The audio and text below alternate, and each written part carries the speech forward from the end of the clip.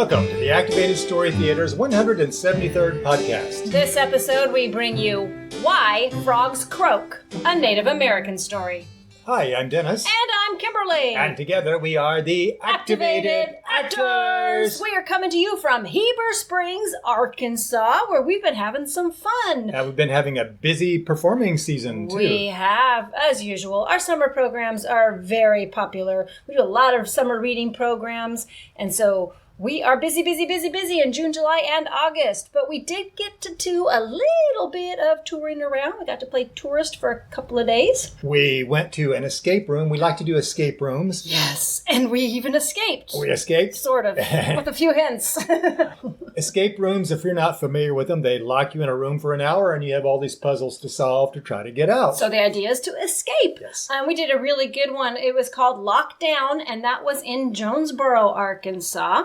And it was owned and started by a fellow from Modesto, California. A very great, interesting fellow. Oh, yes. It was a lot of fun to hang out with him, see him. He took us around, showed us all of what he's got going on. Very creative. What I liked about his escape rooms was they weren't just, okay, here's a lockbox, open it up, now figure out the next puzzle, and here's a key, and now you can figure out the next one and solve this riddle and solve this problem. No, it was that plus like a lot of scenery and ambiance, atmosphere, detail, a lot of detail, creative detail. Right. Did a good job with that. Yes. One of his rooms is called the Attic, and it's like an old storage attic with lots of old stuff in it. Mm-hmm. So if you ever have a chance to go do that, we recommend it. And he's constantly changing it around, too. So check that one out, or check out an escape room near you. They are popping up all over the place, so they are a fun adventure.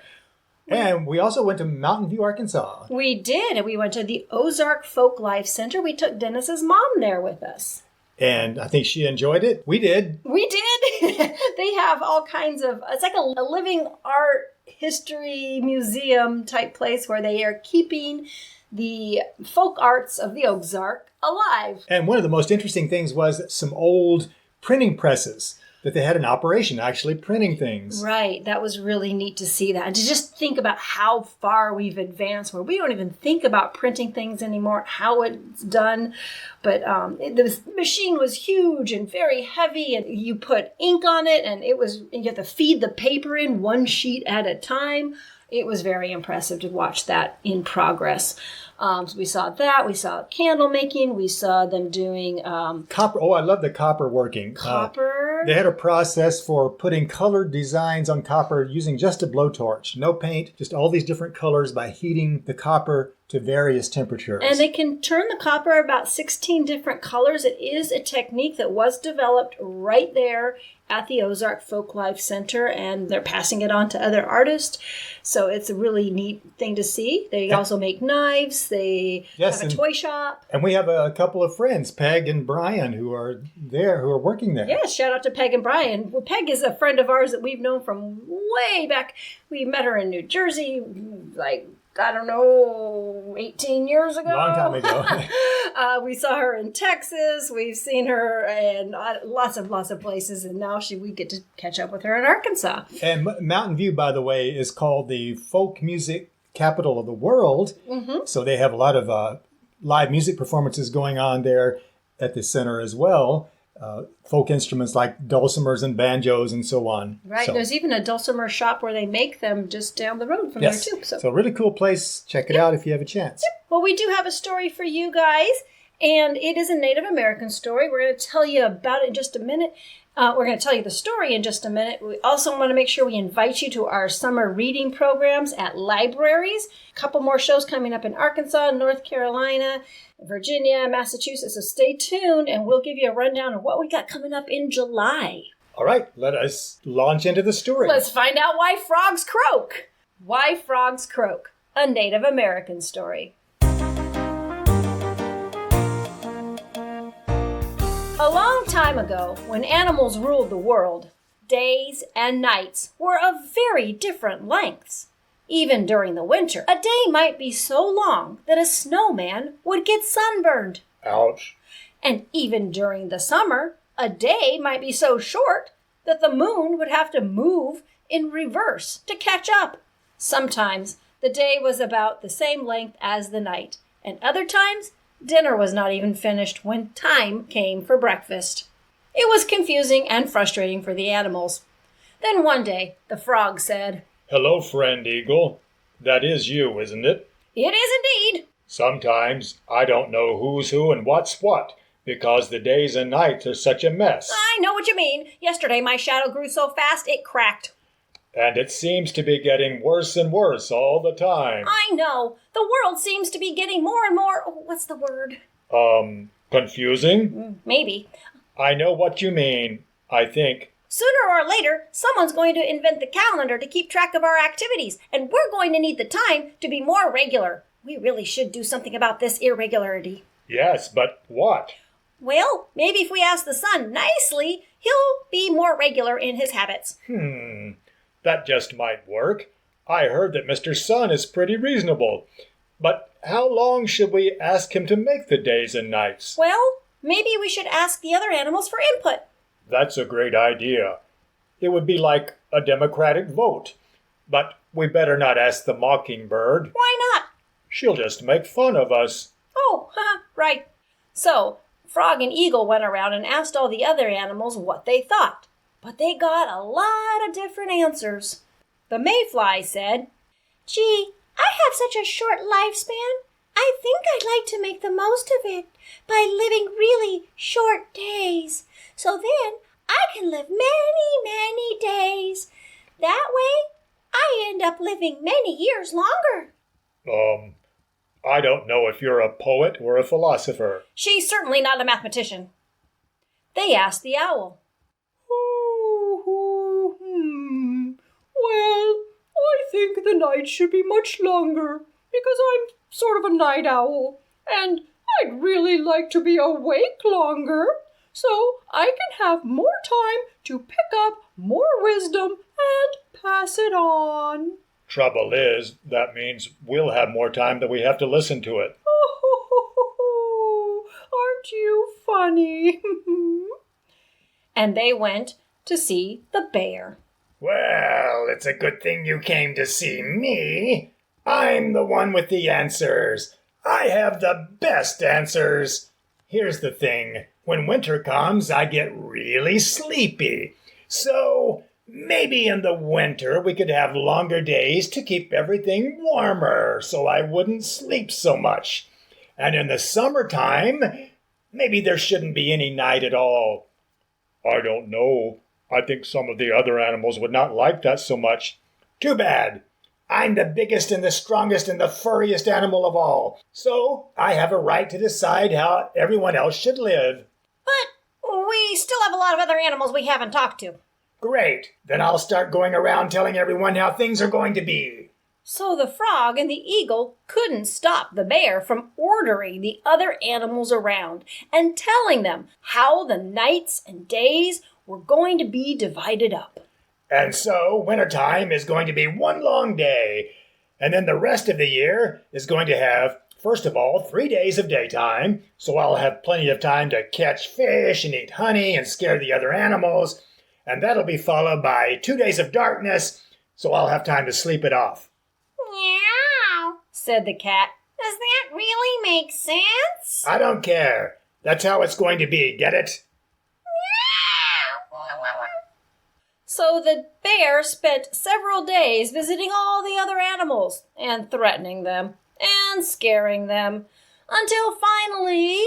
Boy, there are a lot more animals in the world than I thought there were. And I didn't even visit the ones underwater. Throwing my weight around really wore me out. I'm going to take a much-deserved nap. He lay down and slept for a long time. So the eagle and frog started talking. "Looks like he could be out for a long time. This is our chance." Our chance for what? "To go visit the sun and ask him how to help us." Don't you think that will make the bear mad? "So what? We can outrun him. Besides, if we play it right, he'll sleep too much to bother anybody." Okay, go ahead and talk to the sun. "Me? Why me?" Well, it was your idea. Besides, I can't jump that high. But you have wings. Why can't I learn to keep my big beak shut?" So the eagle reluctantly flew up to see the sun. Oh, Mr. Sun! Mr. Sun! Yes. Oh, hello, friend eagle. You're a bit out of your element, aren't you? Well, I did break all my flight records getting up here, but I have an important favor to ask. Favor? I don't get asked for too many favors. Well, what can I do for you? Well, all of us animals have been talking. Well, actually more like squawking and growling and roaring. But we've decided that if it's not too much trouble, we'd like to have our days and nights, well, a little closer and the same length. If it's not too much trouble. That's a very strange request. Well, I'll tell you what. Since you went to all the trouble of coming all the way up here, I don't know if I could actually make the days and nights all the same length.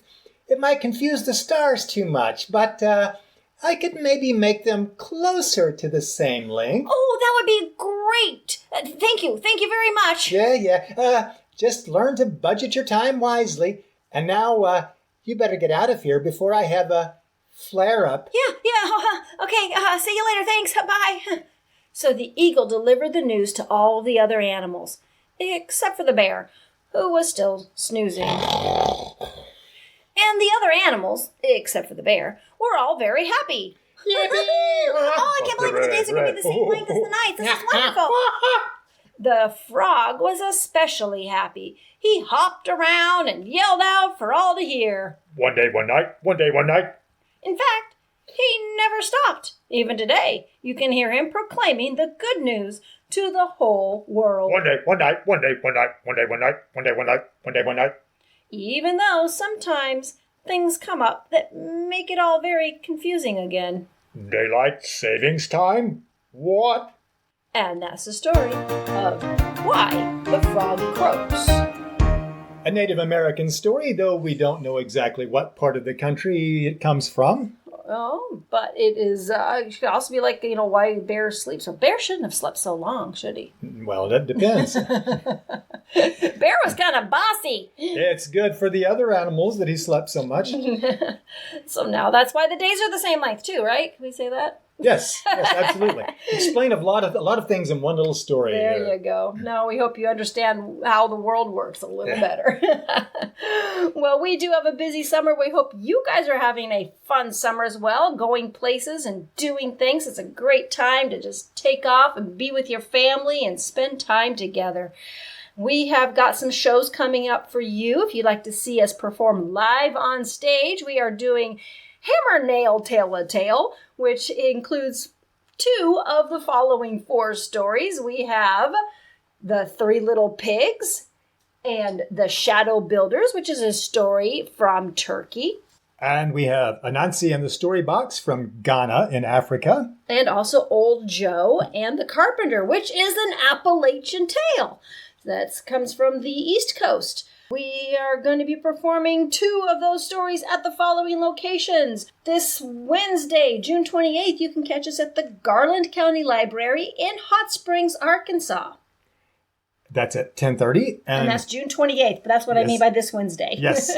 Thursday, July 6th at 2 o'clock, the Richlands Library in Richlands, North Carolina. You can see us July 7th at 10 o'clock and 2 o'clock. We have 2 shows, so you can catch us at the Sneeds Ferry Library in Sneeds Ferry, North Carolina, or at 2 o'clock at the Swansboro Library in Swansboro, North Carolina. July 8th at 2 o'clock, the Onslow County Main Library in Jacksonville, North Carolina. And on July 10th, we will be performing 2 shows at the High Point Library at 11 a.m. and 6:30 p.m. High Point, North Carolina. You get the ones with 2. That's not fair. I'm sorry. Wednesday, July 12th, Pulaski County Library, Pulaski, Virginia. That's at 10:30 a.m. And on July 13th, we have 2 shows. I'm sorry, I get the 2 shows. We are going to be, July 13th, we are at the Hampstead Library in Hampstead, North Carolina at 11 a.m. And at the Burgaw Library in Burgaw, North Carolina at 2 o'clock. Okay, you asked for it. July 17th. Here it's coming. Oh, no. Yeah, we get 3. 3. Monday, July 17th, there are 3. 10:30 a.m., Gayton Library, Henrico, Virginia. 2:30 p.m., Libby Mill Library in Richmond, Virginia. 6:30 p.m., Tuckahoe Library in Richmond, Virginia. And that's not all. We have 3 shows the next day, July 18th at 10:30, North Park Library, Henrico, Virginia.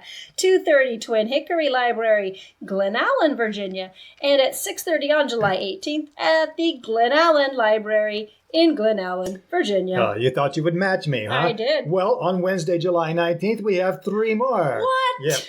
10:30, Sandston Library, Sandston, Virginia. 2:30, Fairfield Library in Henrico. 6:30 p.m., the Varina Library in Henrico. And I'm going to do it again. July 26th, we have 3 shows. St. Albans Library in West Virginia at 10:30 a.m. July 26th, also in the Sissonville Branch Library in Charleston, West Virginia. That show starts at 2 o'clock. And at 6 p.m., the Kanawha County Main Library in Charleston, West Virginia. Well, since you matched me with 3, I did. On Thursday, July 27th, we have 3 more. No, really? Yes. Wow. 10:30 a.m., Dunbar Library, Dunbar, West Virginia. 2 p.m., Elk Valley Library in Charleston. 6 p.m., Riverside Library in Bell, West Virginia. Oh my goodness. You can come to all of those shows if you like. You can just follow us around. Or if you can't make a show, but you know somebody that lives in one of those areas, please let them know. We are on the way. We have a bunch of shows coming up in August as well, and we will give you the details in our next podcast, or you can always visit our website, activatedstorytheater.com, for our tour schedule updates and links to our social media pages. You can follow us on Facebook, follow us on Twitter, follow us on Snapchat.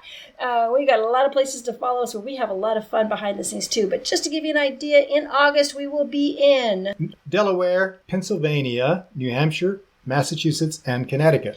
So we hope to see you at one of the shows this summer. And if we can't make it to a library near you, please let your school know that we are available for programs from preschool through 6th grade. So please give us a call. Let them know that we are available. We'd love to come to your school and do a show and maybe even put you in it. Any of our shows, if you would like to be in it, you just come a half hour before the show begins and you get to practice with us. We will show you the parts and put you in a costume and you get to be on stage with us. All right. Well, until next time, stay activated. Activated Story Theater is committed to bringing fun, educational shows to schools and libraries nationwide. On stage, we use physical comedy, American Sign Language, imaginative props, and a giant, oversized book to bring multicultural folktales to life. For booking information, check out our website, activatedstorytheater.com, where you can also find out when the activated actors will be performing near you, read a story, or order one of our audio CDs. You can subscribe to this podcast on iTunes or listen on Stitcher. We look forward to your comments and folktale suggestions. Stay activated. Until next time.